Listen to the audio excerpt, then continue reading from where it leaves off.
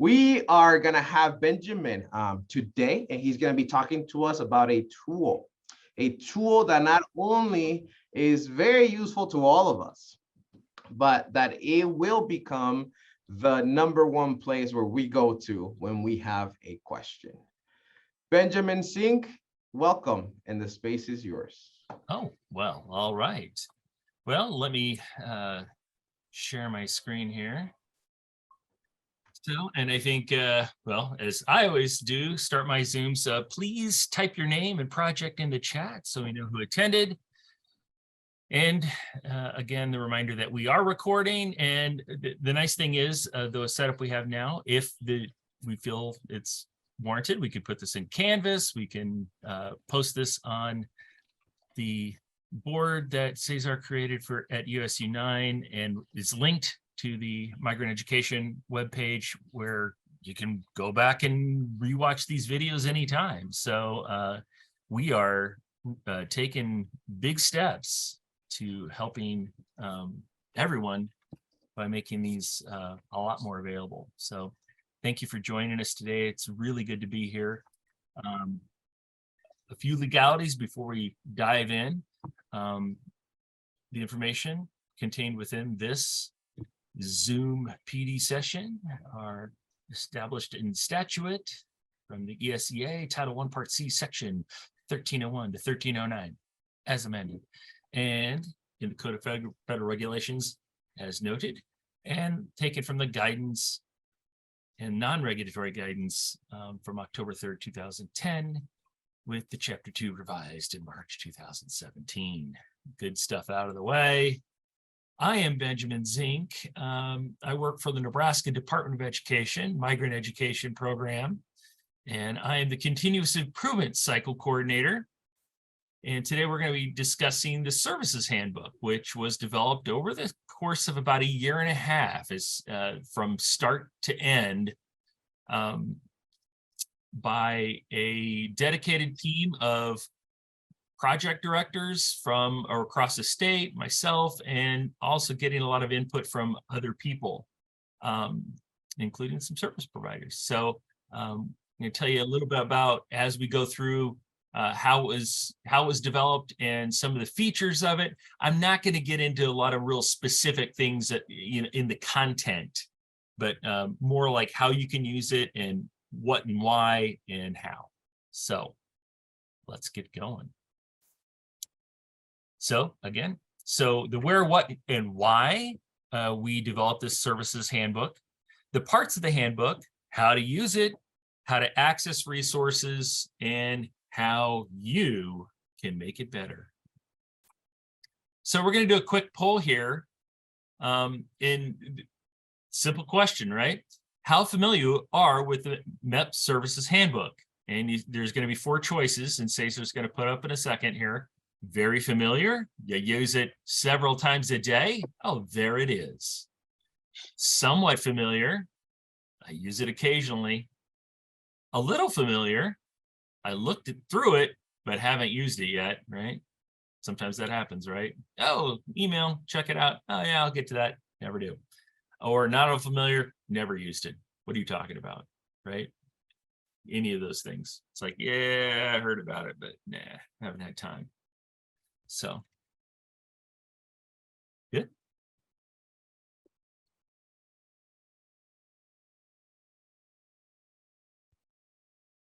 Wow, look at that participation. We are getting up there. Another few seconds here. If you haven't had a chance to chime in yet, please do so.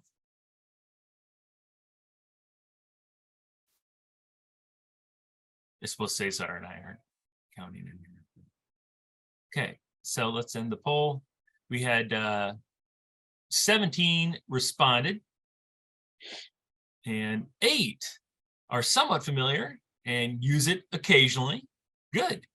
8 are a little familiar, and you've looked through it, but haven't used it very often.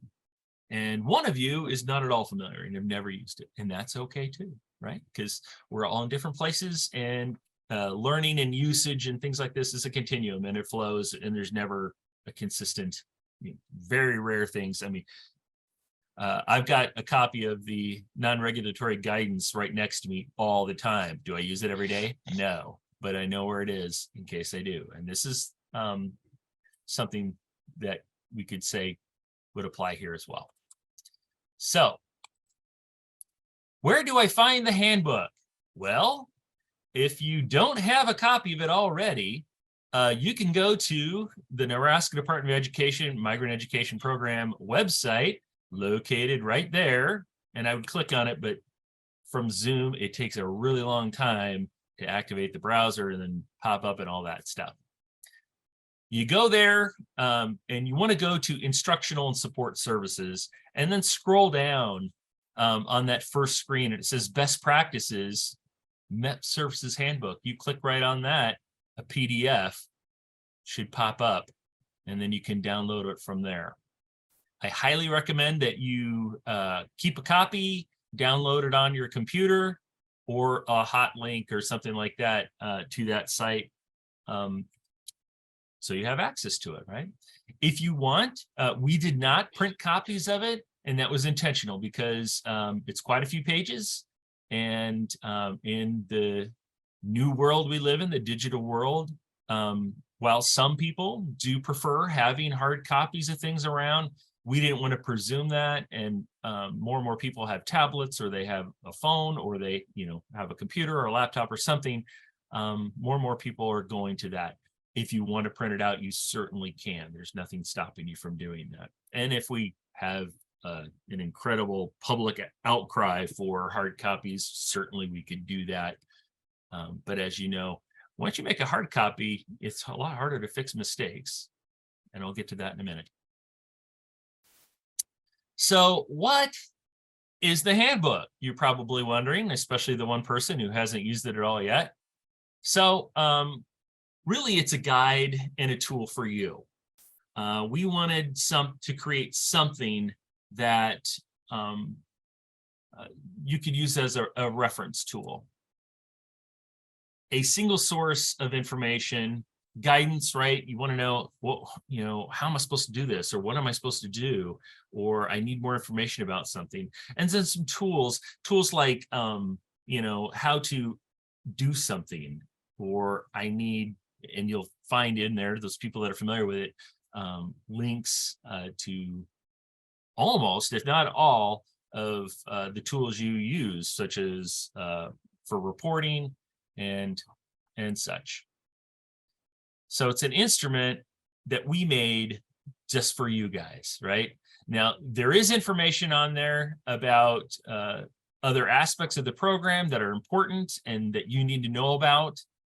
But this is created for anybody who's providing services for migrant education program. And that is a big umbrella, right? Because if you've seen service provision in one project, you've seen it in one project because it might look different. And it does look different project to project because the skills are different, the resources are different, the population is different, etc. So it was a challenge to put together a handbook that applied to everybody. At the same time, it wasn't too narrow where too many people would say, well, that doesn't apply to me, right? So why do we have this? Went back in time for just a second. Why do we have a handbook? Well, we want to make sure that all of you have the same base of knowledge. And that's always been a challenge for us. We're a big state, 8-9 hours apart from each other. It's really hard for us to get together. How do we get on the same page? How do we ensure consistency across the board? So if we have a family that moves from Nebraska City and they move to Mullen, the programs are going to look a little different, but how can we ensure that they're as seamless as we can possibly make them, and that the expectation is met from in both communities within the same program, right? So making sure that you have the same base of knowledge. So, and if I'm a parent of a migrant student and I ask a question, I'm going to get the same answer no matter where I go, in terms of can the program do this? Can the program do that? And if, we want a consistent answer. So there it is, consistent information about essential aspects of instruction and support services. Now, you may not have a particular service available in your area. So, but that's not necessarily your fault, right? Or your program's fault or anything. It's like the community doesn't have that resource, but we can help. We'll try to figure it out. But we want consistent information. And we want to support every project in training you.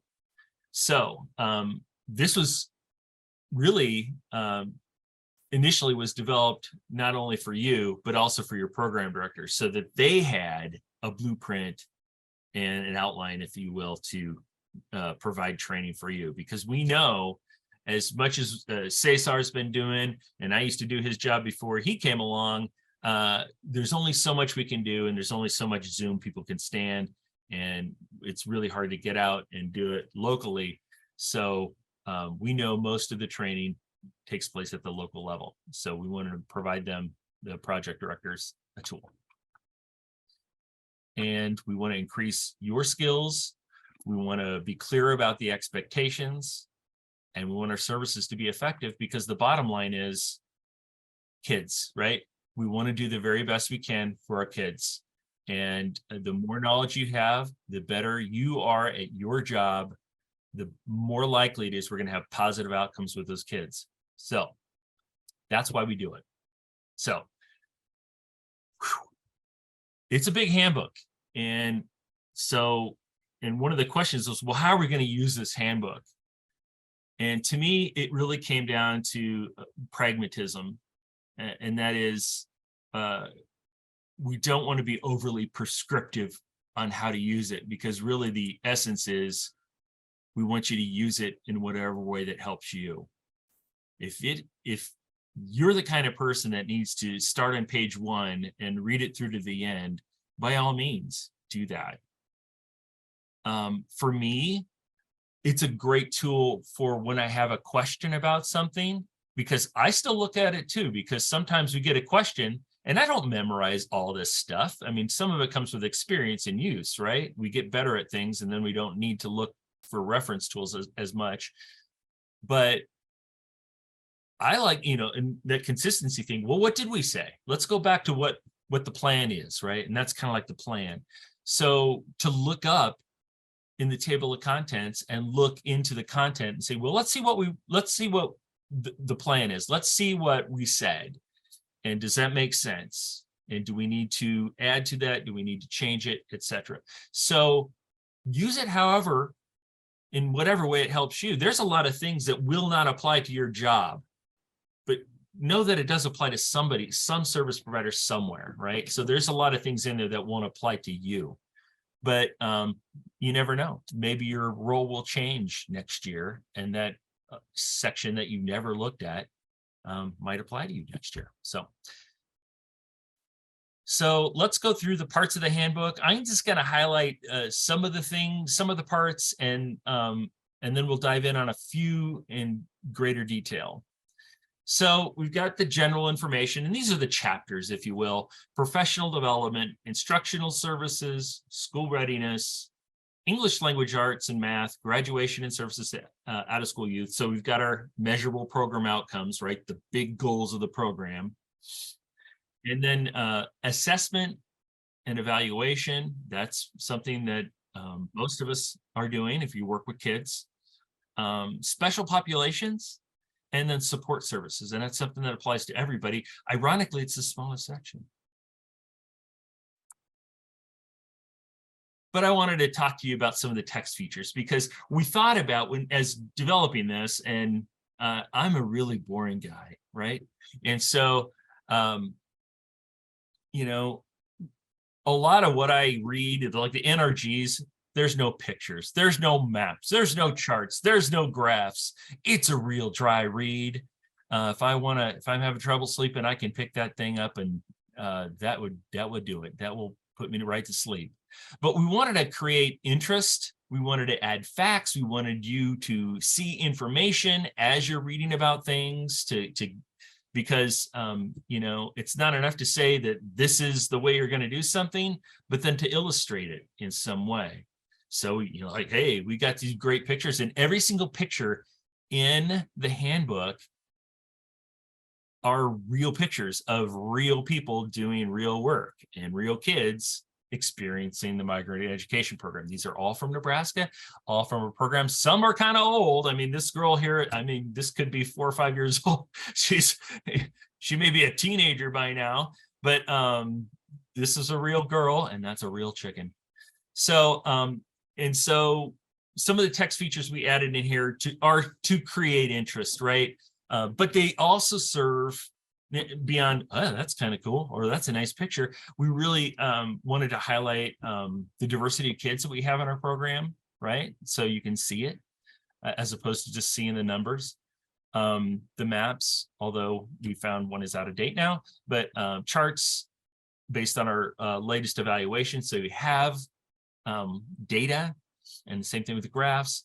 And I'm going to talk specifically about the reference links, sidebars, best practices, and digital resources, because I think these are the ones that are really going to help give you more than just, a handbook. So first of all, we got reference links. So if you're accessing from a device or computer, you should, and I know should, because sometimes links break. And if that happens, please let us know that that you can access from the PDF by clicking on the link. Now, if you print it out, it's not going to work, right? But click on the link, and it's going to take you to a source for additional information, because sometimes there's a lot more than what was practical to provide. On almost every single topic we cover there, there's always a lot more. And if we thought, there's more, or sometimes it's just a reference, right? We got this information from this site. And if you want the latest, sometimes it's better to go to the site than, because once we print it on the paper, it's that way. And we have pledged to update this annually.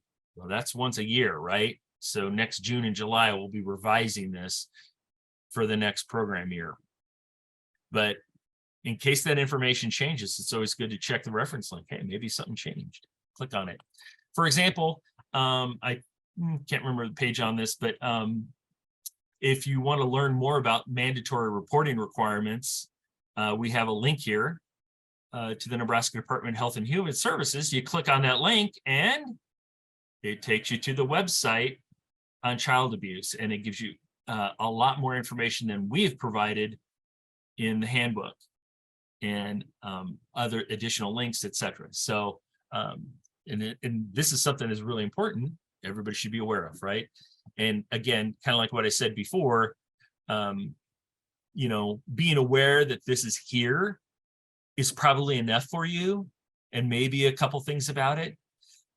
But that awareness is going to be great, because if you ever, God forbid, come in a situation where you think, oh no, this kid's in a really messed up situation, I need to do something about it. Number one, talk to your supervisor. Number two, go to this place, go to your handbook, consult this, click on this link, and read more about what's required, legally required of you, and your protections, both for the kid and for you, and etc. So you're going to learn all about that, right?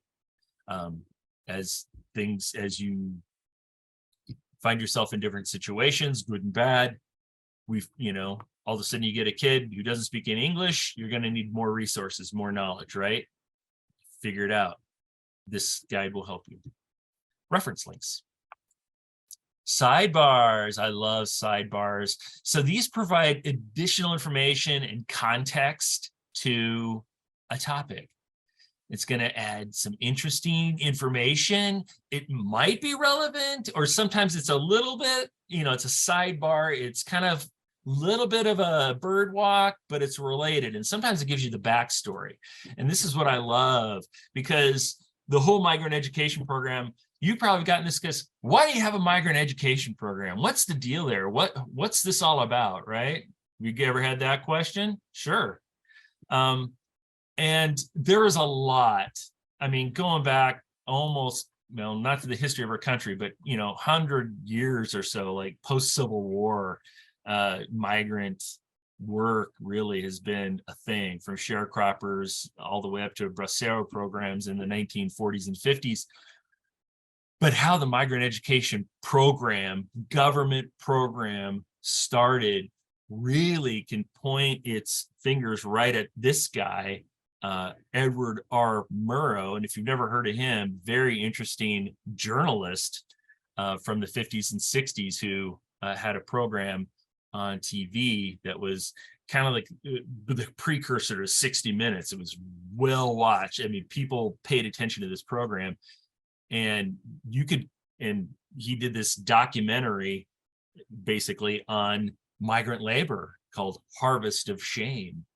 And it talked about the just abhorrent living conditions and pay and lack of pay and of migrant laborers in the United States.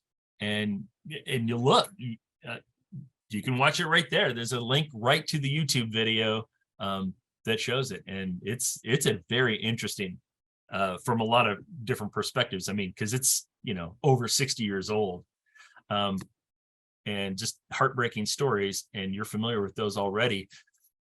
And it's things have improved, which is great to say. It's not where we want them to be, but you see some of the situations in that, and it's like, whoa, okay, I can see why this program galvanized public support for legislation that started the migrant education program. Because and that's how a lot of things get done.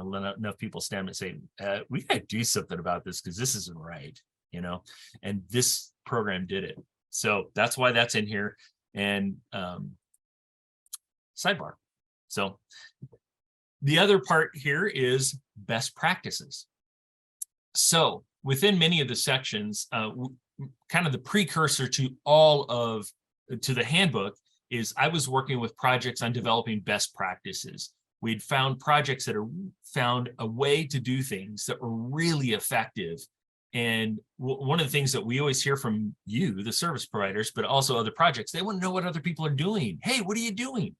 And to facilitate that, we developed these best practices. The last year and a half, we haven't done any of them because I've been busy with the handbook, and now I'm working on a handbook for project directors. But so we have those on our website. And instead of just saying, oh, yeah, there's some more best practices on the website, let's embed them within the handbook and let you know about them. Because I know you probably aren't going to our website every day and checking out, hey, is there anything new there? Let's create a little, funnel, if you will. So the best practices just provided brief description of what it is and a link to that. And this one is communicating with teachers. So maybe you want some tips and tricks on how to communicate with teachers and a tool. Every one of these best practices has a tool that might be worth looking at. What we do recommend, if you're going to adopt any of these, that you work with your project director and make it a part of how you do business, as opposed to just you going off and doing it on your own, right?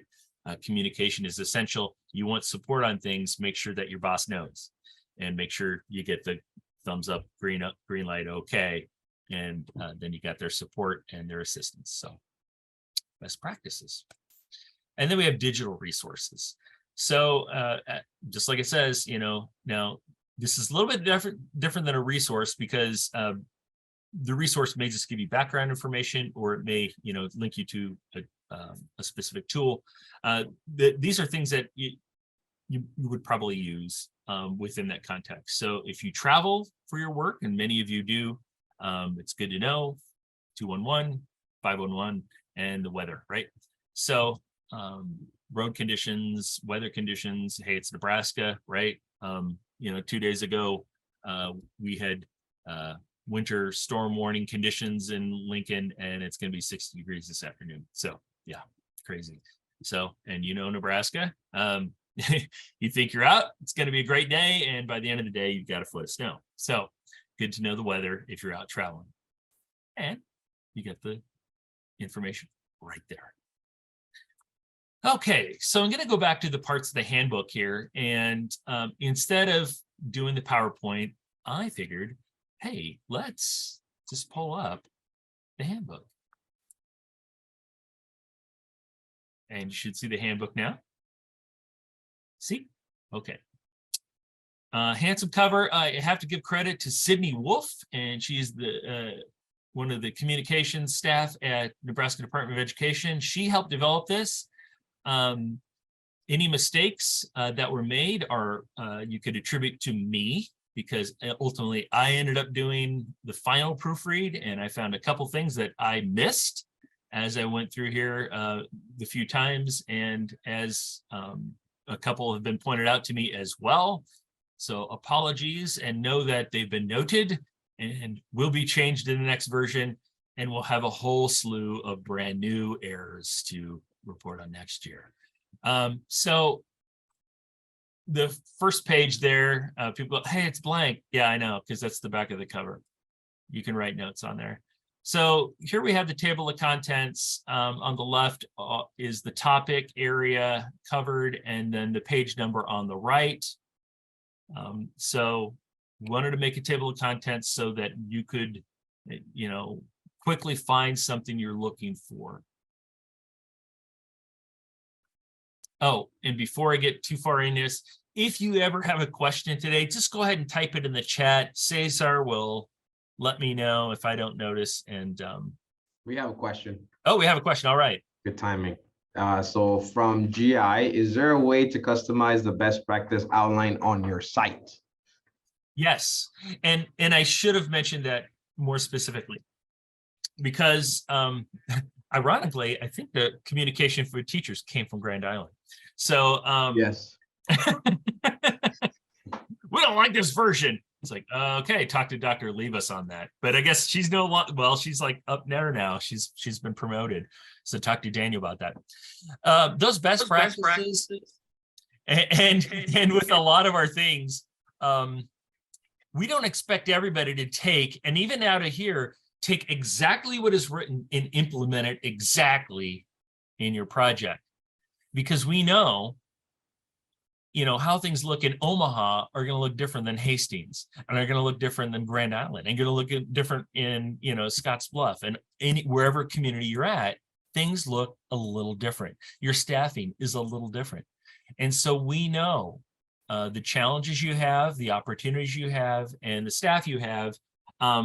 So we say, this is a template, right? Yes, you can change it to make it fit what works for you. And so, well, I guess one of the underlying things in this whole thing is, don't read this whole handbook, even though, yes, we want to standardize as much as possible. We know that you might have tweaked at your project some of the procedures or some of this. The other note that's on here somewhere is none of this can override any local policy that your district or ESU has. If your ES, I think there's something about at one point, and I can't remember if it made it in here or not. Somebody tell me that there was a recommendation at one point in our handbook that you could carry mace for self-protection. And one of the things was, it's like, well, you know what? Some districts say you can't do that. That some districts have a policy where you cannot do that. And so we couldn't say that, blanket, this is something you can do. It's all in accordance with the policies with your employer. And some of you are employed by school districts, some of you are employed by ESUs, some are employed by, for example, Head Start, and we may have some guests here that are employed at other nonprofits. You have to go by whoever hired you, because they don't want to be let go. Well, the migrant education program said, no. They didn't hire you. Blankety blank school district hired you, right, to do this job. So that's who you have to those are the policies you need to follow. So those will always override our procedures. These aren't policies. So good question though. Yes, you can change things. So you get me started on these things. And we only got 29 minutes left, and even less probably. So I'm going to go through this table of contents there.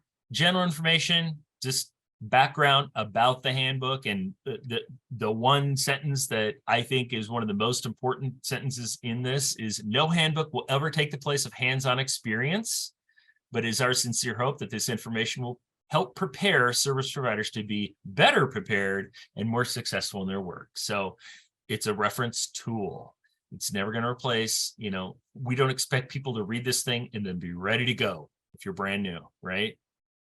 You need to do the work, you need experience, you need additional training, you need to process things, you need a coach, you need to talk with your boss, you need a lot of other supports. So mission and goal, the migrant education program, it's something you should be familiar with. It's in almost every document, or fairly easy to find, but we wanted, again, to have it all in one place. The statutory purpose, this is what's in law of what it is that we're trying to do here. Good to read, good to know. You don't have to memorize it. And then this down on the bottom is the appropriate use of Title 1C funds. I know some of you have clearance to make purchases, usually with the authorization of a supervisor.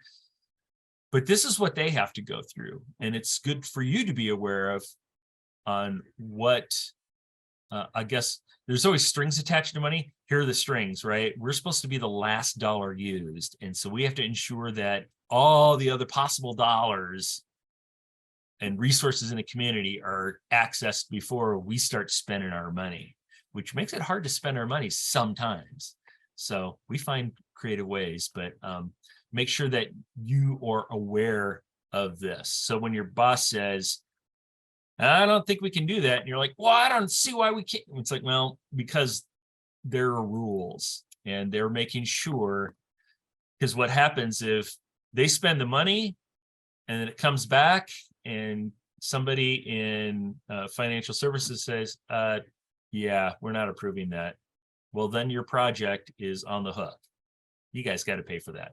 And because ultimately, right now, we give your project money to use, well, then you can't use that money for that purpose. So I like this one. I found this one. It's written by a lawyer, in a brief history of migrant education. Again, I love to know why things are the way they are. And this gives you more information. I mean, what happened of harvest to shame led to this. And so, and that's Lyndon Baines Johnson, LBJ, was president in the 60s. He was right after Kennedy. So, and there's that, hey, there's that harvest of shame. Who are migrants? You hear the word a lot in the news, and you're like, yeah, those aren't our migrants, right? The migrants at the border, right? They're coming for your jobs. The migrants are coming into Europe. Those aren't our migrants that we think of migrant education program. It's a different definition. And so there is the definition. That's our definition. Just know that our definition is coded into law. So there's not flexibility on it. And it applies specifically to agricultural and fishing workers. So, and it has no tie to nationality at all. None at all. We've got migrant workers from, every race and creed, language that's in our country, all over the place. And so, and US citizens to, foreign-born nationals to people that are here undocumented. It's, people who just want to work, right? States from which children move to Nebraska, which is always interesting to me. I was like, Hawaii's not our last one, it's Maine. So it was a couple of years ago, we had somebody from Hawaii. It's amazing. So, and we've had people from Alaska. So, and their last qualifying activity was fishing, because you're like, I never need to know about fishing, right? Well, sometimes we do. So, and then this is although most of you aren't involved in recruiting, it's always good to know about recruiting, because you should be a referral source if you are aware of, hey, I think there's a new family here, right? Let your recruiters know. And this is one thing that you can do. So, and then here's our old map with the breakdown by counties, which is always interesting to me too. Project ID codes, as some of you are aware, each project has an ID code. In case you need it, it's right here. Most of you probably won't need it. And our list of projects. Directory, although you can certainly access it from the website. If you click here, that'll take you to the website, and then we rearranged it so you'll have to go to a pop-out or a accordion that will take you to there. Common acronyms. Gosh, we love our acronyms, don't we, in government? And it's you've become part of migrant education program when people are starting to throw acronyms out and they make sense to you, and then you start using them too. But in case you read something or hear something and not sure what is he talking about, you can always go here if you're not comfortable asking. So two pages of them. It's crazy. So just some background on diversity and cultural competency. It's one of the things that a lot of us are always interested in. We seem to have families coming from new places all the time. And while no one is ever going to be an expert on everything, there are some things that you can do, right, to make people feel more welcome. We have a statement on equity, and the equity statement comes from the Nebraska Department of Education, because this is a program of the Nebraska Department of Education. We need to abide by this, and I'm a firm believer in this as well, is because just because something is equal doesn't make it equitable, and we want to be equitable. So some people and some need additional services to have equity. And that's what we're all about. That's the migrant education program, is an equity program, right? So that these kids have the same opportunities, but also need some extra assistance in order to have the same opportunity. So, and you can certainly read, I encourage you to read that, because it spells out our ethos. PD, and this is part of it right here, just sets the expectations we have on professional development. As you may have heard me say, there is professional development for services is not codified in law, but it is something we are dedicated to. We want this to happen. We've been making it happen, and we're trying to find ways to make it even better. And I'm excited to tell you, in January, you're going to have a chance to let us know what works for you. More about that in January. That's called a tease. Our expectations of professionalism now, again, might be a little different in your project, what your dress code is, if you have one. But for example, you want to dress appropriately. If you guys are taking a field trip to the farm, don't wear your best clothes, right? I learned that when I was a teacher. I wore a really nice pair of pants one day. Yeah, mistake. Started buying my pants at Target from then on, right? Basically, get something on them, big deal, right? So, but in other situations, I'm going to meet with the principal, or I'm going to meet with the superintendent. I'm going to meet with, maybe I want to dress up a little nicer, show off my professional side, home visits, etc. So, for example, confidentiality, what's required, FERPA and HIPAA, the information that you're privy to is not to be shared with people outside or who don't need to know it, even within your program. Sitting and gossiping around about families and their situation, and, depends on the context, but generally not a great idea. So, And then we get to that mandatory reporting piece. So, which I mentioned before. Just general guidelines on home visits, how to keep yourself safe. This is where that I mentioned that MACE piece earlier. I can't remember if I made it in here or not. Oh, here. Consider carrying mace or pepper spray if allowed by your district ESU/organization. So we've had to put that extra piece on the end just to make sure that you know. Etiquette and ethics. So this is just like etiquette is good manners, right? And yes, we kind of have that Midwestern middle class view of etiquette. And so, but part of that is also, you know, helping families learn to navigate expectations in American society, because they're different, probably, you know, I know they're different from their countries, right? Because I've been to other countries, and things that I think are nice and polite, they're like, ooh, that's kind of weird, right? And vice versa. It's like, why are they doing that? It's like, because that's the way they do it.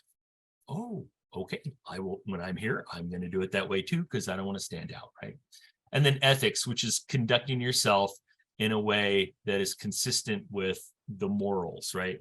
Or mores of society, making sure that you are conducting yourself ethically, right? Being honest, for example. No soliciting of personal business. Hey, I sell candles on the side while I'm here visiting your family. Can I interest you in some candles? Right?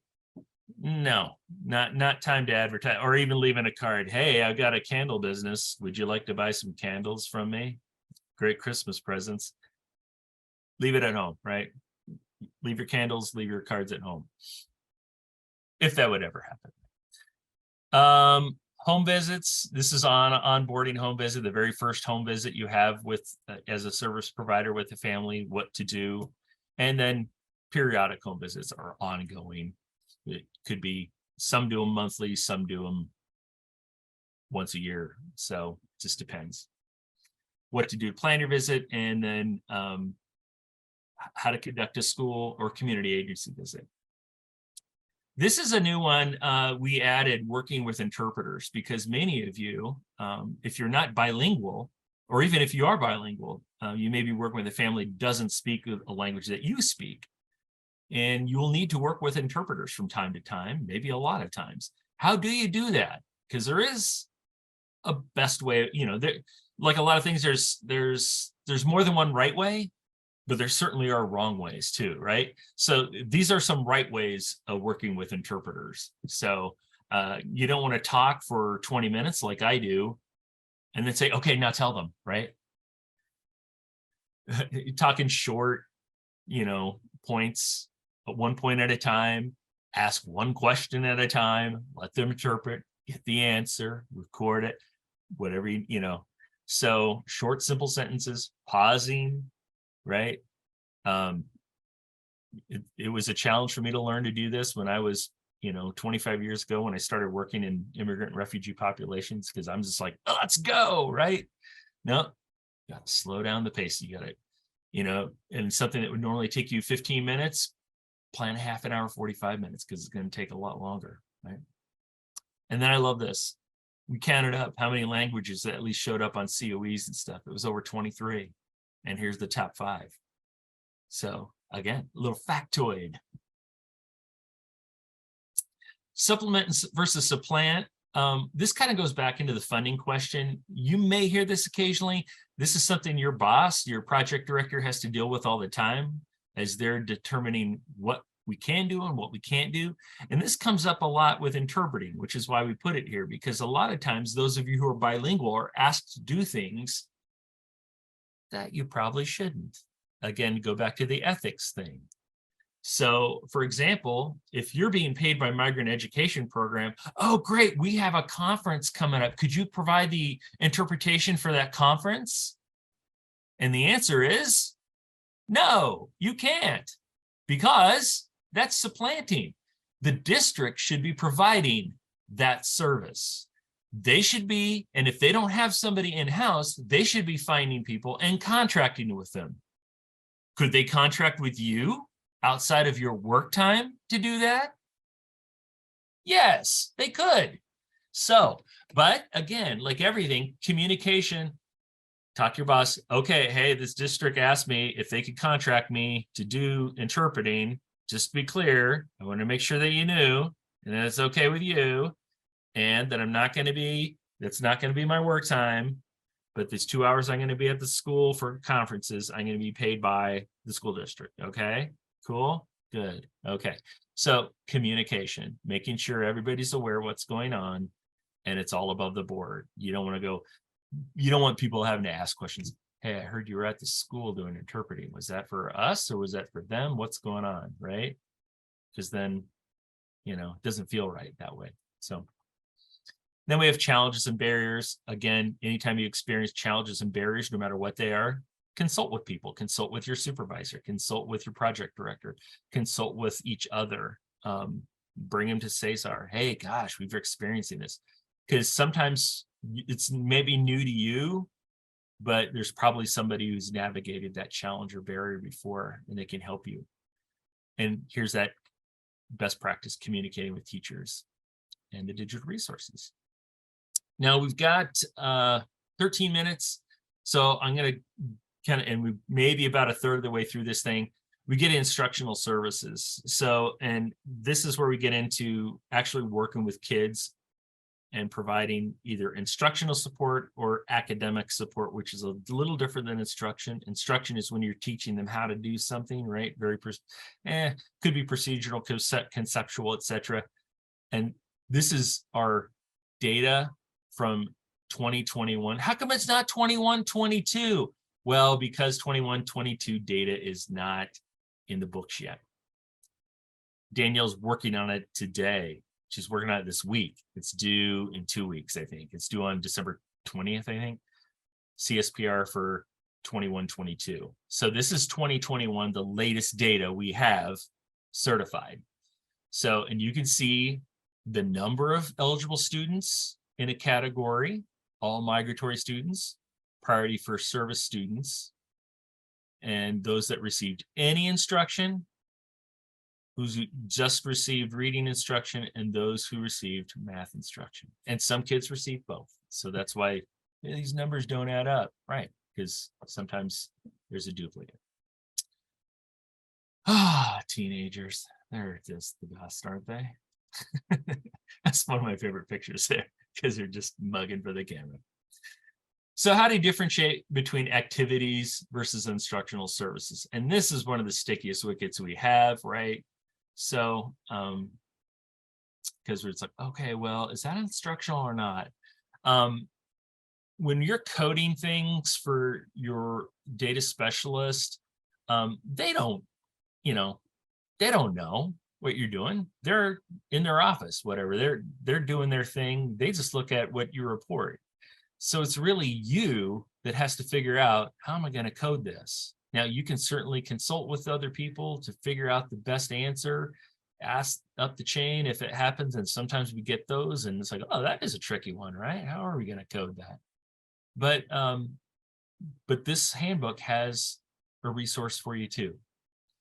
So, and as part of that, we have here a whole list of documentation with hot links to things you may need to do that.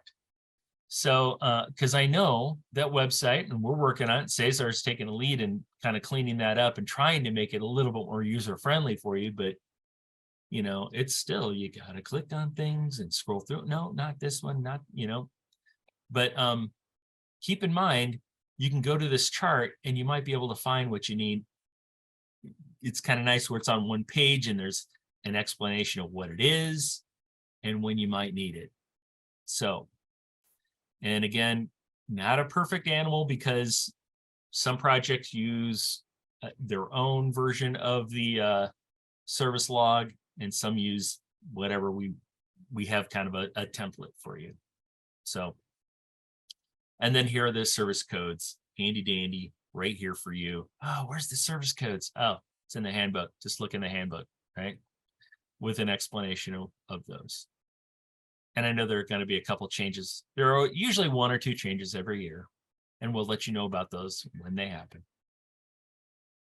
So we had instructional service codes and support service codes and summer service codes. And just more information about the types of instructional services kids received. Definition of priority for services and at-risk students. And that is something you should know. Be familiar with. You've heard me refer to MPOs very, very early on, and this is what they are. This is how we are graded, if you will, how our program is evaluated.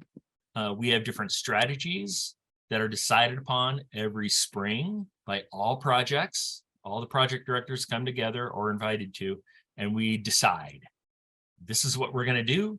We're going to set the percentages of what we think is, growth.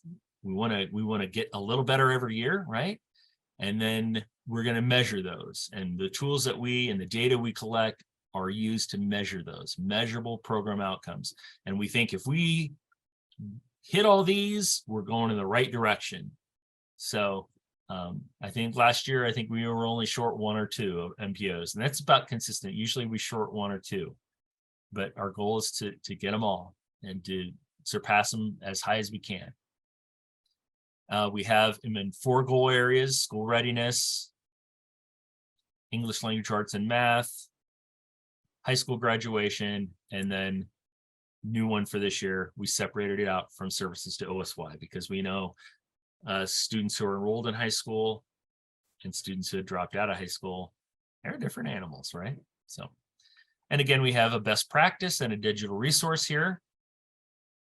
This PFS identification of service plan is a really great plan. It came out of ASU 1 on, okay, so kids PFS, what are we going to do about it, right? And that's a great systematic process by which you can the kid, the family, the program, the school can all work together to help that family overcome their challenges. And then we had the next 3 sections are based on those goals. So we have the school readiness section, and it just talks about some of the guidelines on early childhood, domains and standards that are expected from children.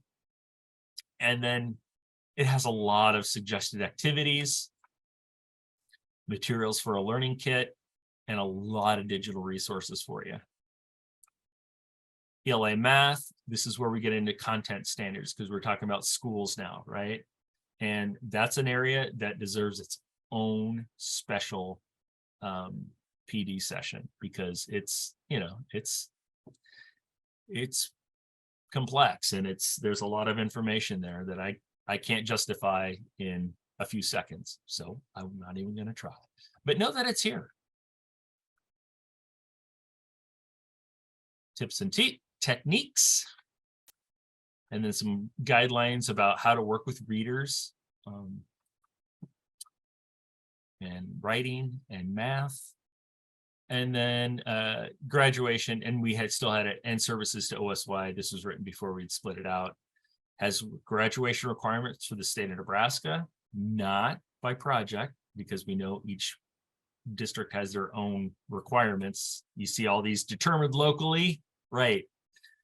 All the state requirements are right here: 40 hours of ELA, 30 hours of math, etc. 200 credit hours total. I mean,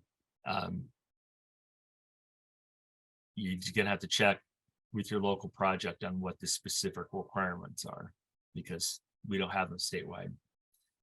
Some information on academic support, career and college ready, resume, etc.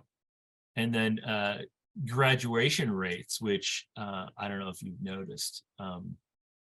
Since I've joined the migrant education program 5.5 years ago, the graduation rates have gone up. So according to, attribution theory, I'm one of the reasons why they've gone up. So as are you, because you've been working the last 5 years too. So congratulations. You've been all doing a great job. Our graduation rates have been going up.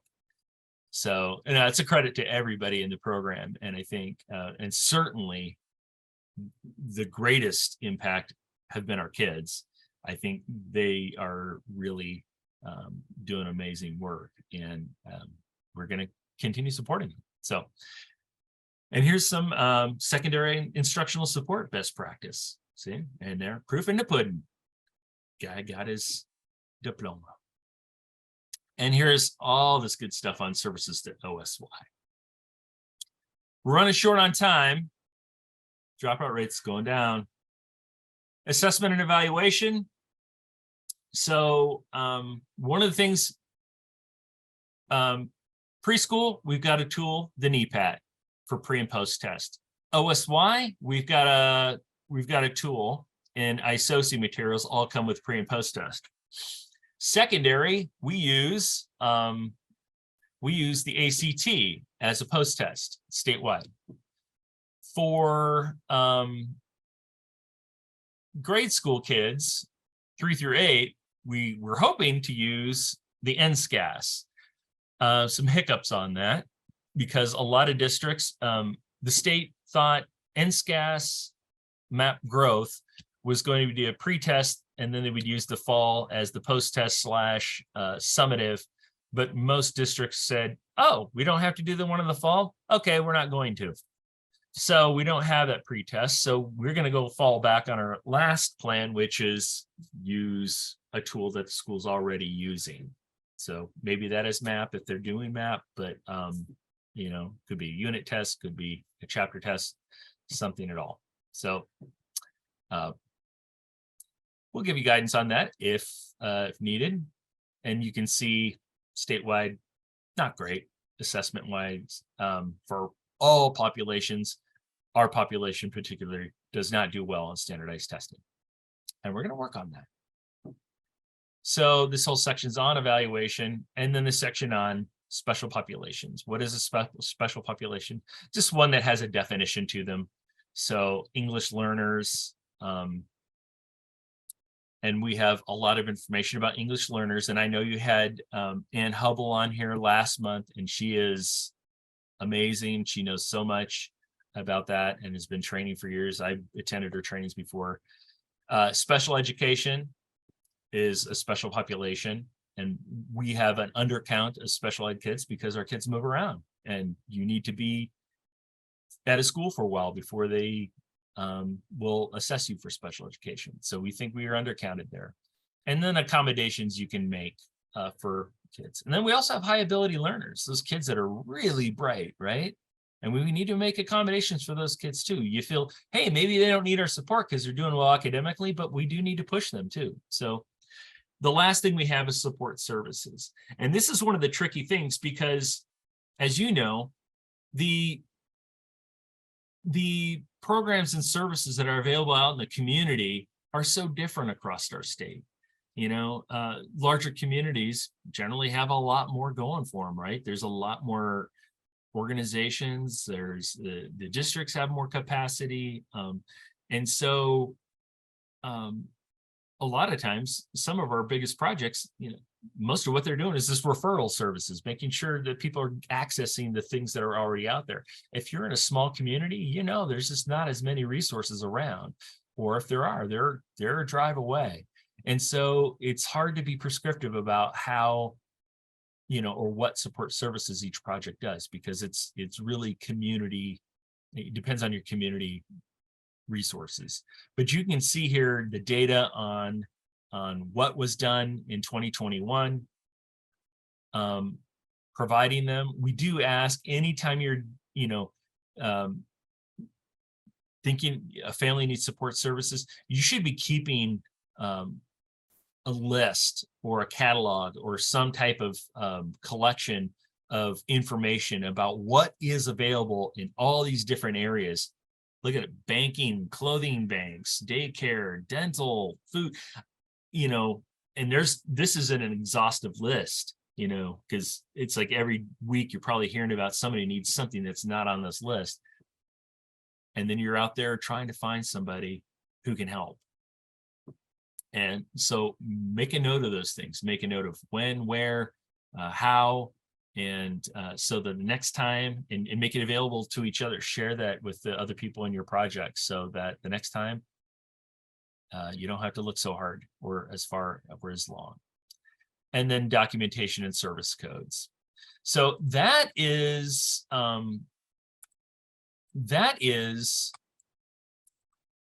service handbook. So nobody can say they haven't seen it now. One thing as we read through this, and you come to things and you have questions about it, don't hesitate to ask Cesar, because he's going to be shouldering this load a lot more than I am, or me. You can contact me at that email address. There's the suggestion form online that you could fill out.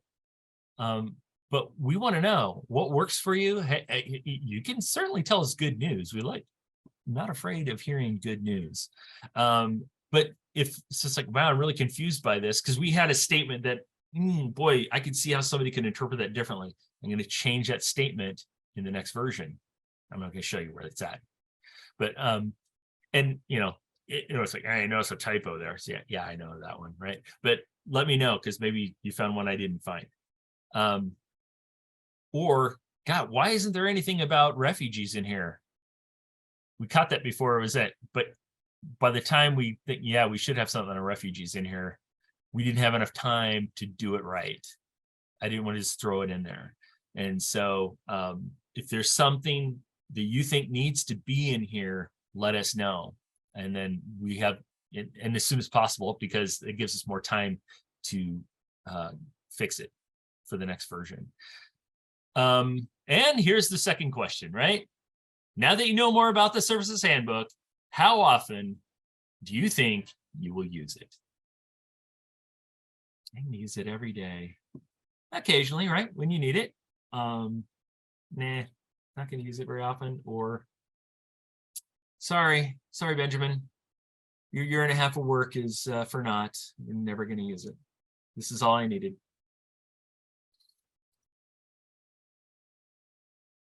And there's no wrong answer, by the way. So, and while you won't be graded, you will be judged.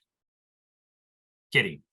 We're not going to judge you either. So, but I really appreciate everybody taking the time out for this. And we wanted to do this possibly during the fall workshop, but all our time was eaten up with plotting and scheming and planning for the future.